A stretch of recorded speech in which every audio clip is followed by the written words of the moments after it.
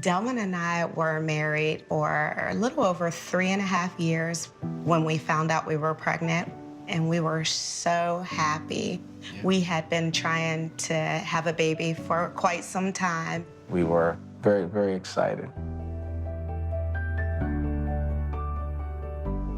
My pregnancy was amazing. I looked good, I felt good, until one day I was getting ready for work and I noticed a little bit of discharge. So I gave my doctor a call and he suggested that we come in. The baby sounded good, and then they checked me and I was ruptured. She was 4 centimeters dilated at 21 weeks.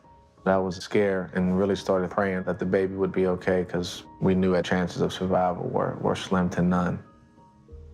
I was admitted into the hospital and they started to give me medicines to help the baby to mature. Leah Michelle was born at 23 weeks and 5 days. She was 13 inches long and weighed 1 pound, 8 ounces. Even though she looked good physically, we knew we still had a long road ahead of us with her development. With micropreemies, one of the most challenging problems that we still face is nutrition because their gut is very immature and it's not really ready to accept the regular nutrition that we have for other babies. One day I came into the NICU and beside Leah's bed was a little packet. And I asked the nurse what it was, and she explained that they started to fortify my breast milk. A fortifier is something that we add to the breast milk to provide a little bit more calories, more protein, and more calcium to adapt to what these babies need. I looked at the ingredients on the package, and it was a cow milk-based fortifier. The problem feeding them cow milk fortifiers is that we're feeding them a foreign protein. Some of the babies do okay, many do not. And when they do not, they have pretty serious complications.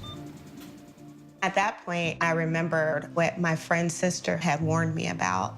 She told me that when they started to feed Leah, to make sure that I asked for a fortifier from a company named Prolacta.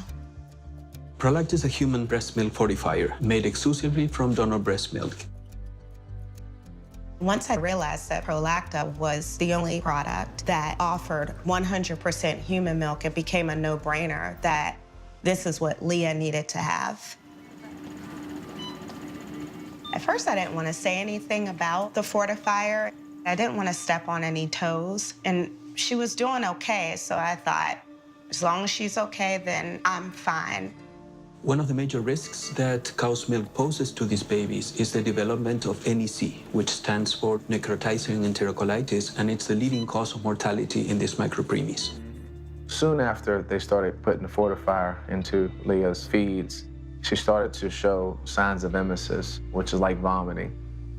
We knew she wasn't tolerating the fortifier that they were using. So we went to the hospital staff about the possibility of bringing in a fortifier from Prolacta, and they told us that they had never used it. Then one morning I came in and I looked at Leah, and she looked like she was about 5 months pregnant, and they had found blood in her stool. After some additional tests, it was confirmed that Leah had gotten NEC, and our hearts sank. These babies become very, very sick and very fast. In fact, many of them can die in the first 24 hours. I knew that I had to take off the hat of being friendly mom and become mama bear and push for Leah and her health. Once she was on the Prolacta fortifier, Leah became a different baby. She began to tolerate it very well. The results were almost immediate. She began to thrive. Pretty eyes. She didn't require any surgery. Her stomach returned to normal size, and shortly after that, they labeled her a feeder and grower, which was, kind of a huge milestone. The remainder of her stay in the NICU was just easygoing. Her body responded and liked it. It really validated the struggle for advocating on Leah's behalf to get her an exclusively human milk diet if we could. It was worth the fight. After 131 days of being in NICU, Leah was finally discharged on July 31st. It was the best gift I could ever have, to have my baby out of the hospital and healthy.